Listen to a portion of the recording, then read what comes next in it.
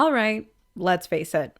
Nothing is original anymore. The reality is we are always drawing inspiration from the world around us, even if we're not doing so consciously. It's unavoidable. You're never ever gonna have an original thought because you will always be influenced by the world around you. I mean, 50 Shades of Grey was famously inspired by Twilight. Twilight was inspired by My Chemical Romance, and My Chemical Romance was inspired by other events. So no matter where you look, inspiration is everywhere. But there is a distinct difference between inspiration and copying. To my US viewers, which is most of you, you probably won't be able to watch the video I'm referencing, but on TikTok, there was this huge controversy between two books, that being Powerless and Red Queen. Essentially, the author of Red Queen made a video saying, would you read a book about, all this? She gives a summary of her book, and people were like, oh my god, that is the plot of Powerless. She copied it. But if anyone did a 2-second Google search, you would find out that Red Queen was published in 2015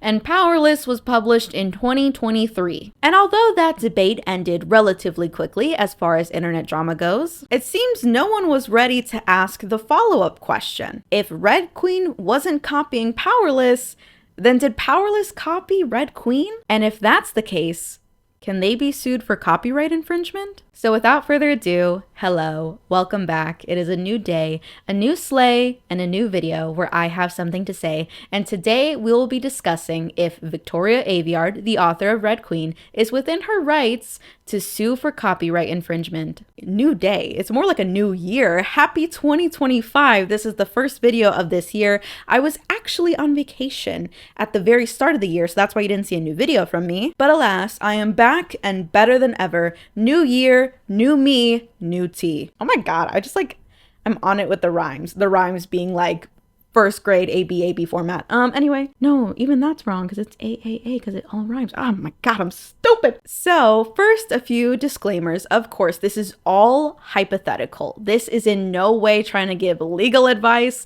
to anyone, especially not to Victoria Aveyard. In this video, I'll purely be looking at the similarities between Red Queen and Powerless and making a very hypothetical, if Victoria were to sue for copyright, would she have any grounds to do so? I am in no way an expert on the law. Nothing close to an expert of anything, really. I know a lot about reading. I know a lot about literary analysis. I know a lot about the craft of writing, but I am not claiming to be an expert on any of those things. I will be bringing up all the similarities based on, again, my analysis as a reader, and I will be applying that to my very basic, very loose knowledge of copyright. This is all for fun, for entertainment. I am not trying to direct any hate towards either author. This is purely an examination of both books and seeing what they have in common. As another disclaimer, I will say some of the similarities that I'm going to bring up in this video are to varying degrees of severity. On this scale, we have things from very passing similarities to blatant word-for-word copy. So there's a lot of different instances that I'm gonna bring up, and I wanna just say that if this were any other book and it was just like even half of the list that I'm gonna bring up, I would not be so bold as to say that one book is copying another. For example, in Powerless, the name of the kingdom is Ilia. And if that sounds familiar, that's because it's the same kingdom name as the selection. In that world, the kingdom is also called Ilia. But I would never be so bold to say that Powerless is copying the selection because other than the name and, vague just segregation dystopian similarities, they function entirely differently. That is the only other similarity that these two books have. That's something really minor, and a lot of books will inevitably overlap. Again, as I said at the beginning of this video, nothing is original. Books will tend to overlap with each other, but with these two books, the list of similarities is just so hard to ignore. And you might think that some of these are very nitpicky and or just very minor, but when you take all of it into account, it becomes a bigger issue. So if some of these feel a little bit too nitpicky or I'm just grasping at straws, the point of it is just to put it all into perspective. Because again, if it was any one of those minor things just by itself, I would not have a problem. If it was even a handful of those minor things, no one would be so bold as to say that these books are the same. But it's the sheer number of similarities that is coming up. And that's why I'm getting the whole spectrum for you so that you can draw your own conclusion about whether or not these books really are the same and whether or not Powerless really did copy Red Queen. I will also be donating a portion of the ad revenue from this video to victims of the California wildfires, and I will also be donating a portion to the American Library Association because unfortunately the Palisades Branch Library, I believe is the official name, burnt down, and I made a whole video about how libraries are so valuable to our communities. They are vital resources, and I know that I would be in tears if my library burned down. So we need to do everything we can to make sure that those resources get back up and running as soon as possible. I will be providing links down below, so feel free to check those out. If you can't donate, all you have to do is watch the video because I will be donating it in your honor. You know, just leave me playing in the background if you must. Otherwise, you can also help me out by leaving a comment, a like, sharing. Getting this video out to as many people as possible will help bump up my contribution and give me more opportunities to give back as much as possible. Again, you can check out those links if you want. Otherwise, just have me playing, you know, go take a nap, wash the dishes, do something. You know, of course, like, actually watch the video because I have something really interesting to say. This is a very interesting video. But anyway, thank you so much. Continuing on with the rest of the video. Let's talk a little bit about copyright. Now, most of us do have a very general understanding of what copyright is. Copyright is the reason you can't screen record on Netflix or use certain songs on TikTok. Copyright, of course, is a law to protect creatives and their art. To make sure that proper credit is given where credit is due, copyright also regulates someone's ability to redistribute that work, again, all in an effort to protect the owner of said copyright. Now, there is a gray area with copyright, and this is fair use. Fair use essentially means that in some cases, you don't have to ask the permission of the original owner to use their work. The bounds of fair use are very limited and very specific. For example, some protected uses are for critique, commentary, news purposes, and teaching. But there are some limits to fair use, and specifically when talking about copyright infringement, there are certain factors that courts will take into account. That being determining whether the product is commercial, that being whether or not someone is making money based on the work. If the copyrighted work is transformative enough, meaning have you changed it enough from the original that you made something of your own, and determining the effect of the copyrighted work on the market and potential markets. So, as an example, let's say you upload a full PDF version of Red Queen onto the internet, completely able to download for free. That could be seen as disturbing the market because people will then download your PDF and they won't go and buy the actual book. So that would probably lead to a copyright infringement and that post would be taken down. And it is based on these factors that I will be judging Powerless's merits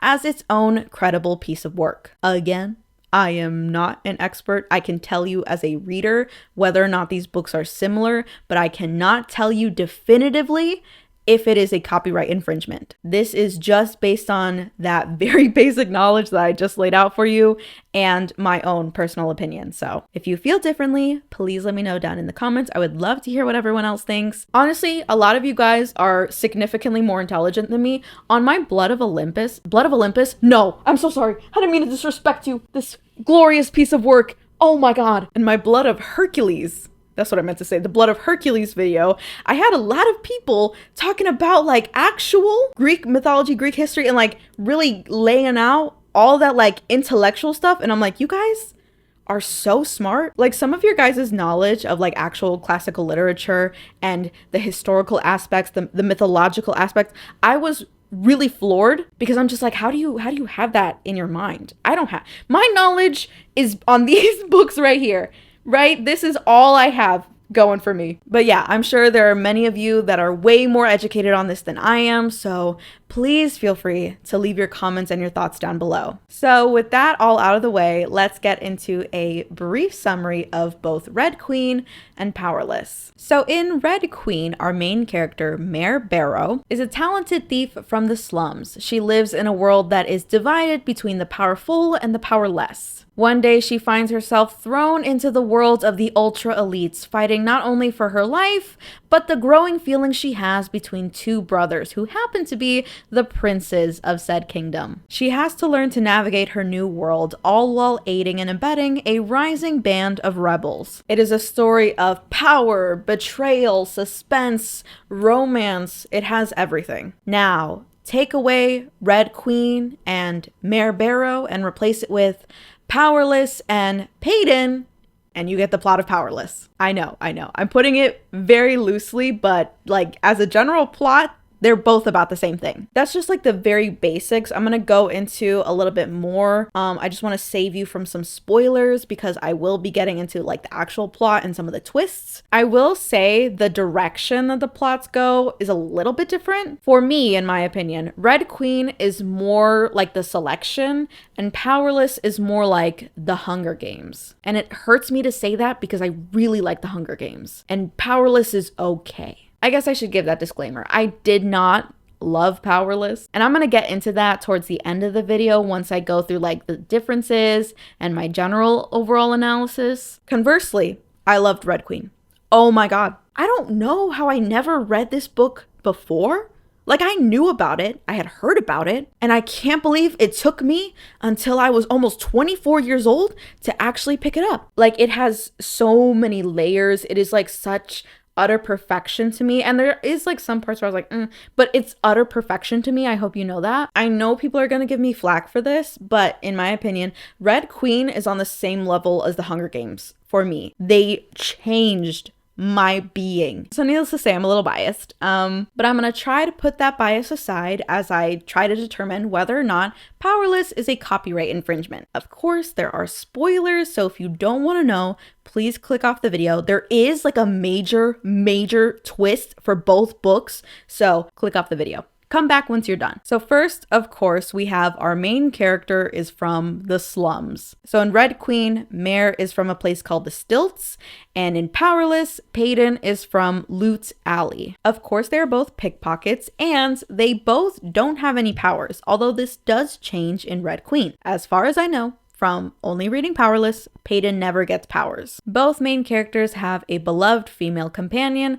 that is into some kind of sewing. Mare has her younger sister Gisa, who embroiders. Peyton has Adina, who is another homeless person that she met on the street, and Adina sews clothing. I know the embroidery / sewing communities are gonna get mad that I'm putting them in the same category, but they are similar. I know realistically, in practice, those things are nowhere near close to each other, but it's, you know, it's a tactile, it's something with the hands kind of craft, you know what I'm saying? Of course, both main characters are poor and have to steal to get money. Both main characters also have something to hide throughout the entirety of the book. Mare has to hide the fact that she's a red because as she's shown to everyone in the kingdom, she has powers. But in this world, the only people that have powers are the silvers. So in order to maintain their way of life, the kingdom pretends that she's a silver, so nobody freaks out at the potential of reds having abilities. In Powerless, Peyton has to hide the fact that she's an ordinary, that she has no power. And this is because in the kingdom, people believe that the ordinaries carry a disease that weakens the powers of the elites. So they've all been killed off, and anyone found to be an ordinary will be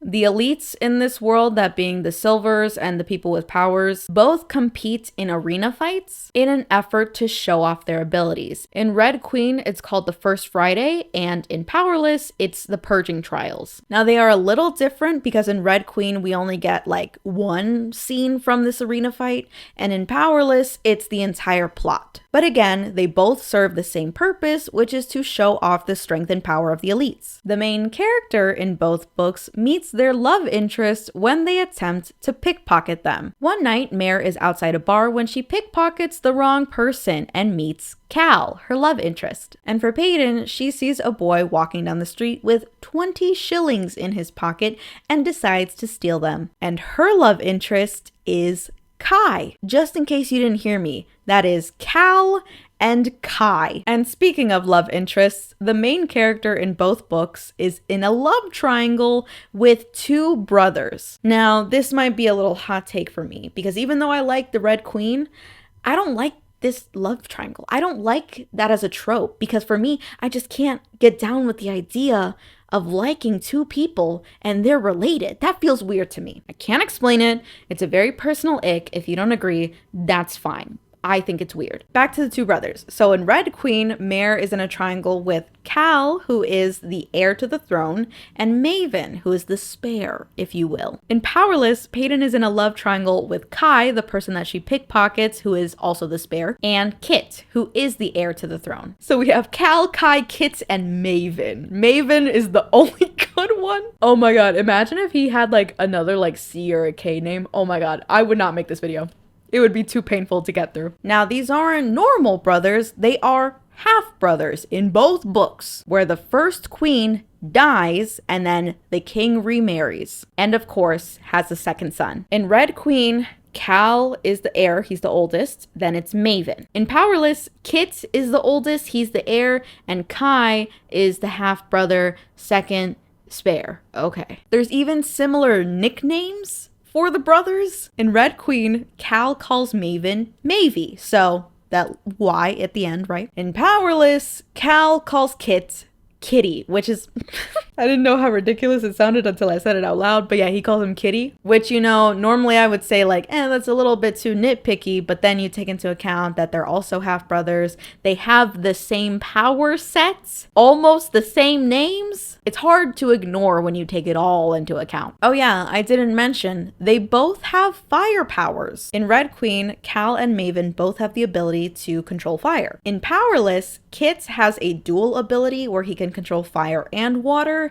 Kai is the only outlier. He can copy abilities. So based on my interpretation of the book, I think the brothers are flipped a little bit. So for me, I think Cal and Kai are meant to be duplicates of each other. They're both like very military. They do what their father says. The more morally gray of the two brothers. Maven and Kit are more alike because they're more kind-hearted. Just very much like softer kind of golden retriever energy. The only difference is that their roles are switched because Maven is not the heir, Cal is, so they just kind of like switch that around. And in both books, the spare has a strained relationship with their father, the king, where the king very obviously favors one brother over the other. So in Red Queen, Maven has a strained relationship with his father because he is not the heir to the throne, and in Powerless, it is Kai. I am going to forget these names. I am so mixed up right now. Going back to the main characters of these two books, their personality types are very similar. They're very blunt, sarcastic, just kind of like joking in inappropriate scenarios, and they both describe themselves as being unable to keep their mouth shut even when they should. So I would say very headstrong, outspoken, and, you know, sticking it to the man, if you will. In both books, the main character is forced to leave behind their loved ones in favor for a life amongst the royals, the elite. In Red Queen, Mare has to give up her entire family in order to take on this new identity, so that they can hide her identity as a Red. In Powerless, Peyton has to leave her friend Adina behind to take part in the purging trials. In both books, the main character befriends the guard that is assigned to them, and the kicker is they both have similar names. In Red Queen, Mare befriends her guard named Lucas, and in Powerless, Peyton befriends her guard Lenny. 2 L names. I would normally not bring something like that up because it really doesn't matter, like just the letter. But again, it's all compiled together. It's hard to ignore. Then we get some similarities in the scenes and the actual plot points of these books, where on the first night that the main character is in the palace, their love interest offers to walk them to their room in order to flirt and be romantic. Again, Powerless is very heavy-handed on the flirting.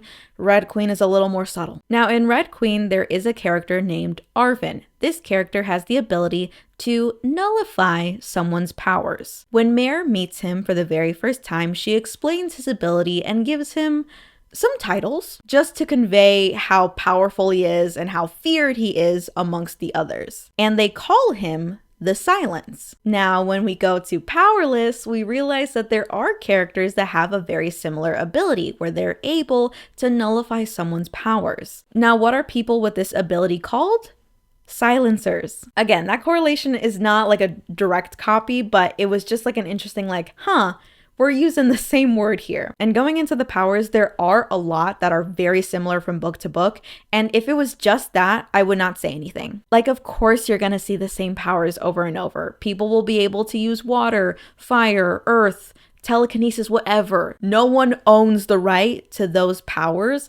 But what I find interesting is that some of the names of those abilities are really similar. For example, in both books, people have the ability to use telekinesis. They can move things with their mind. In Red Queen, people with this ability are known as telkies. In Powerless, they're tellies. That is really similar to me. There are some powers where the names are vastly different. For example, people that can run really fast in Red Queen are called swifts. And in Powerless, they're called flashes. So that's obviously a pretty noticeable difference. I wouldn't say that there's any correlation there. That's an obvious distinction between these two books. And then you get Cloner, which is the exact same in both. Cloner is referenced in chapter 5 of Red Queen, where someone has the ability to create duplicates of themselves. And in Powerless, we have a reoccurring character named Sadie, who also has this ability and is also called a cloner. But maybe you want some harder evidence, and trust me, I have it. In both books, the love interest decides to give dancing lessons to the main character, and both give the reason that they don't want the main character to step on their brother's toes. In Red Queen, it is Cal that is giving dancing lessons to Mare, and in Powerless, it is Kai that is giving dancing lessons to Peyton. The lessons take place under the cover of night in both books, and it is a romantic scene for these characters. Now, this next point that I'm gonna bring up is so damning against Powerless. I can't believe I actually found it. Let me set the scene for you. It was midnight on a Saturday when I was listening to the audiobook of Powerless. I had my headphones in, and there was a point in the audiobook where I thought maybe I accidentally replayed a chapter because there was a line that I could have sworn I heard before. And it turns out I did, but in a different book. In chapter 18 of Red Queen, Cal and Mare are doing their dancing lessons. Cal dips her while they're dancing, catching her off guard, to which he then responds with this. "Sorry," he says, half embarrassed. "Thought you were ready for it." Then, in chapter 21 of Powerless, Kit and Peyton are at the first ball dancing. Kit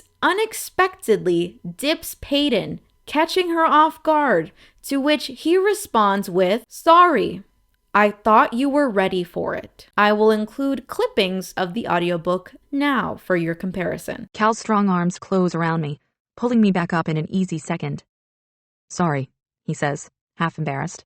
"Thought you were ready for it." I'm suddenly pulled back into strong arms, the faint smell of spices and deep laughter washing over me. "Sorry, I thought you were ready for it." That is the same scene, the same actions, and the same dialogue. In my opinion, that is in no way a coincidence. How can it be that close, almost to the literal letter of the scene, and yet they're in two separate books? Again, I don't want to say anything, I don't want to make any allegations, but that immediately raised some red flags for me. But if you thought that was the end of it, you're wrong. We have more. In both books, the main character and the love interest sneak out of the palace to go back to her hometown. In Red Queen, Cal takes Mare so she can go and see her family, and in Powerless, Peyton takes Kit so he can view his citizens. She thinks he's too out of touch and he needs to actually meet the people he's going to be ruling over in order to be a good king. And in both books, it is when the main character goes back home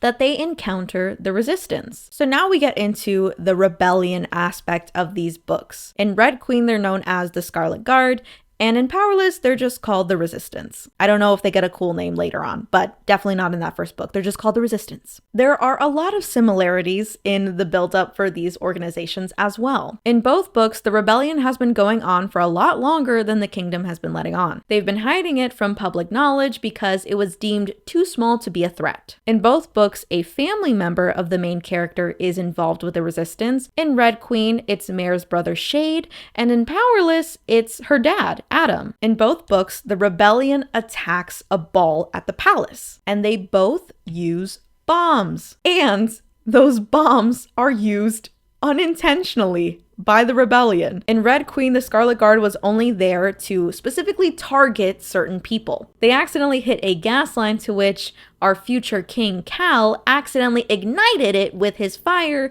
thus causing an explosion. In Powerless, the Resistance did bring explosives with them, but they didn't do so with the intention of hurting the people at the actual event. The first explosive was set off by an Imperial Guard, to which they then had to set off the rest of them in order to escape. So a little different, but overall it was both unintentional and blamed largely on the rebellion as an act of violence. Oh yeah, and both rebellions travel through the kingdom using underground tunnels. And the main character joins the rebellion using their connection with the future king to advance their goals. They're basically the same thing. If we did a Venn diagram of everything we know about the Scarlet Guard and the Resistance, it would be a circle. But going back to our love interests for a second, in both books, the heir to the throne wants to be of a greater help in fighting off this resistance, and they loathe having to be protected by those around them. And what I call the military brother of these books, that being Cal and Kai, both torture prisoners at the command of the king. In Red Queen, it's scary and it feels very heavy and there's a lot of weight to it. Like, we're not seeing it for gore or shock value. In Powerless, it's supposed to be sexy. Ooh.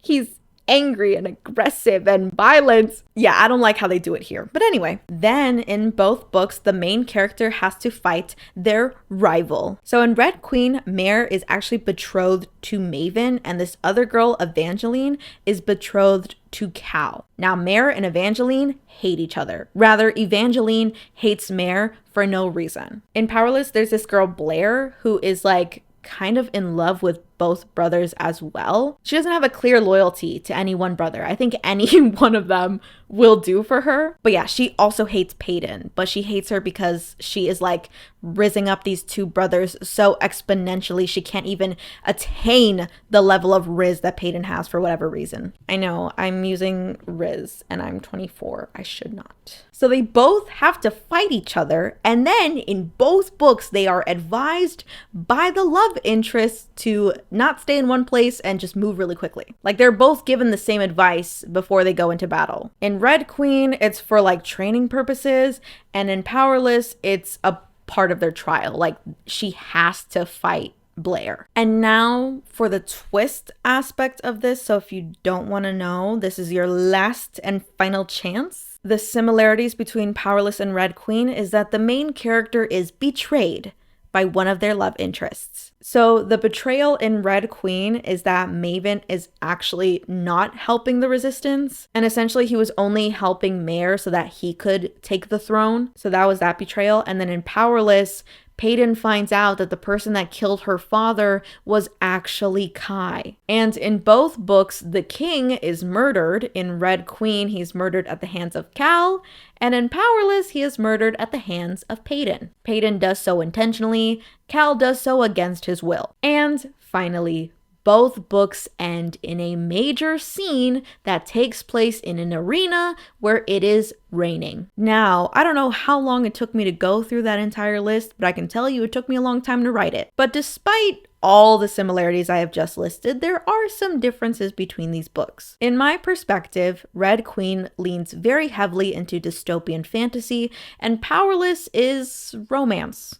It's romantasy. Red Queen has very obvious social commentary about things like inequality, eugenics, power imbalances, corruption, etc. There is very obviously a greater story that is yet to be told once you finish the first book. Powerless is definitely more leaning on the romance. You get more scenes of Peyton with Cal, oh my god, wrong person. You get more scenes of Peyton with Kai, with Kits. They're having, romantic flings, more banter, things like that. And towards the end of these books, as their plot progresses, there is a very obvious deviation. Again, there's a lot of uncertainty at the end of Red Queen. You don't know what's going to happen to Mare, the resistance. How are they going to overthrow Maven now that he's the king? And her plot arc mainly follows her trying to survive in this new world, trying to live up to this lie in order to protect herself, in order to stay alive. But in Powerless, the plot really follows the purging trials, essentially the Hunger Games of events. The rebellion rebellion, the greater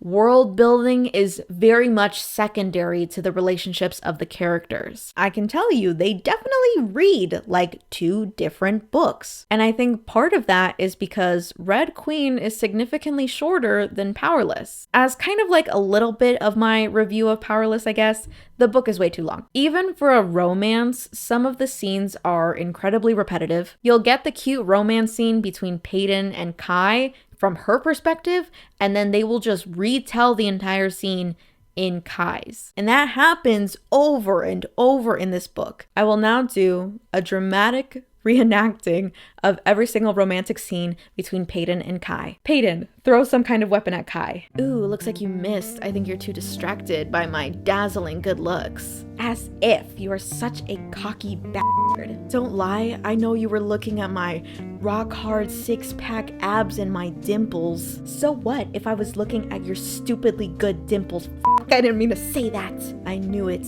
You can't resist me. And then they close the distance and do everything but kiss, but mentally like I fuck each other. And that happens for probably half of the runtime of this book. It's so unbearable. Like, I like romance. I'm familiar with these kinds of tropes. I'm familiar with this dynamic. It was too much of it. It was too much. Leave something to be desired. But we're not doing an in-depth literary analysis. We're talking about whether or not this is copyright. So do I think that Powerless directly copied Red Queen?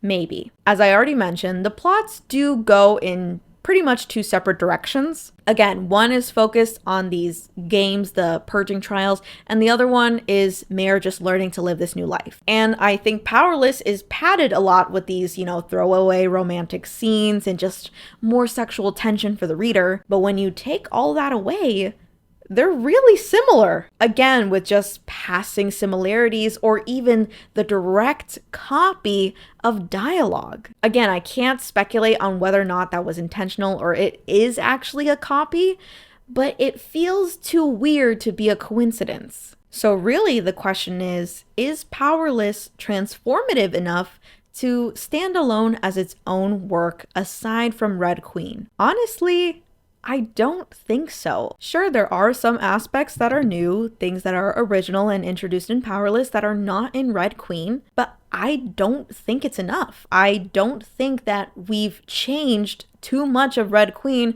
to make Powerless stand out as something entirely different. But whether or not I think Victoria Aveyard has any grounds to actually file a copyright claim depends on the outcome of a different lawsuit. As you may or may not know, the author of the Crave series, Tracy Wolff, is in her own copyright lawsuit. This woman essentially tried to get her book published by the same publisher back in, 10 years ago, and she was turned down. And then she read Crave and realized the similarities. Things that were inspired by her own life and her own experiences are now showing up in Crave. Now, in an article from The New Yorker, she did list some of the similarities between these two manuscripts, and I'm not sure if it goes more into detail in the actual official documents of the lawsuit, but I definitely think that this will set a precedent for future copyright claims in the future. Now, the hard part for a copyright claim would be to prove those factors that I mentioned earlier in this video. I think the market aspect of these factors will be hard to prove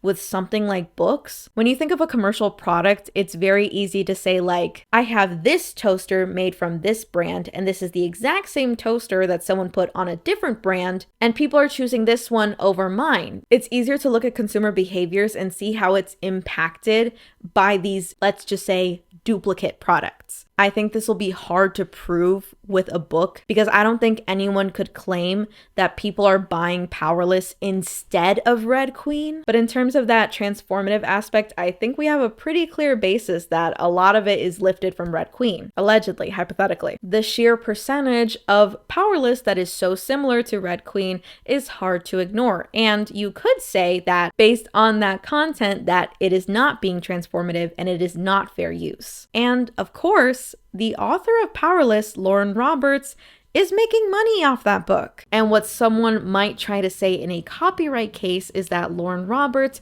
could potentially be stealing sales from Victoria Aveyard. Although I think that there is a basis for a copyright infringement case with these books, I think it'll be an uphill battle to actually prove it. I think that the sheer content that I laid out is very damning evidence, but you have to prove a number of things on top of that. And I just don't think we have enough experience, enough research to see how someone could go about a copyright claim in books specifically, which is why I think this case with Tracy Wolff will really set a precedent to draw the line between inspiration and copying. So overall, based on my read, my literary analysis, I think that Powerless is a copyright infringement. I think that the similarities are just too close, too often, and too direct to be a coincidence. Now, I will not make any broad accusations or allegations that Lauren Roberts actually copied from Red Queen because I could not say. I don't know. I would never go so far as to say that she did this maliciously or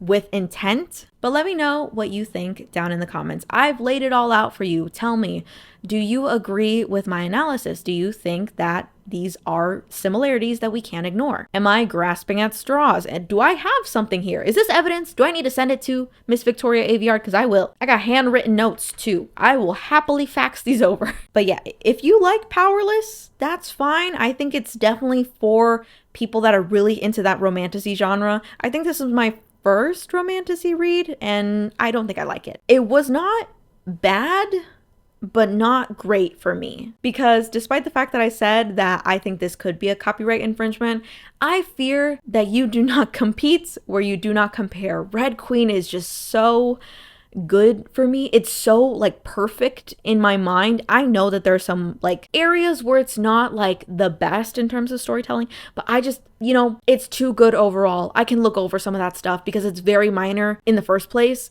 and it's just too good for me. I love Red Queen, and finishing both books, I'm like, we cannot even begin to compare. To me, it's like comparing the Mona Lisa with those weird contemporary art that is just like a blank canvas and people buy it for $40 million for some reason. I don't know. That is what it feels like to me. Like, one is so very obviously a depiction of skill, craft, artistry, and the other is there. I really don't like Powerless. I'm so sorry. Am I gonna finish out the series? Yeah. I think I'm going to, just for the sole purpose of looking at them holistically and seeing how far the similarities go. But anyway, that is the end of the video. I have been talking for quite a while. Thank you so much for watching this video. Please be sure to share it with your friends, leave a comment, like, and subscribe if you haven't already. We just hit 5,000 subscribers on the channel, so yay for us. Thank you so much. I've been meaning to record a cute little celebration video, but that is still in the works. But I had to push that aside because this was really consuming all of my inner thought. Like, I could not sleep. I was thinking about these books. Anyway, thank you so much for watching yet again. And if you checked out those links, thank you so much. Again, I'll be donating a portion of my earnings from this video to help provide aid to those in California that have suffered from the wildfires, and to the American Library Association to help provide resources to the affected libraries. So that's the end of the video. Thank you so much for watching, and I will see you in the next one. Quick end of the video show off of my nails. I got my nails done. I have no one else to show them to other than you guys. I also got my eyelashes curled. It's a new year, new me. But I'm still reading and I'm still talking shit, so I'm gonna go have dinner now. Thank you.